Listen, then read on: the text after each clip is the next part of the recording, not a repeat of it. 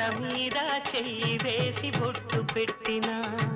తాళి బొట్టు మెడను కట్టి బొట్టు పెట్టినా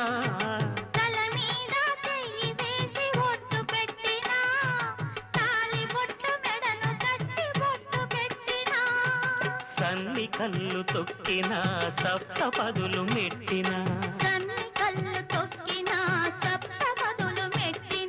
మనసు మనసు కలపడమే మంత్రం పరమార్థం శ్రీరస్తు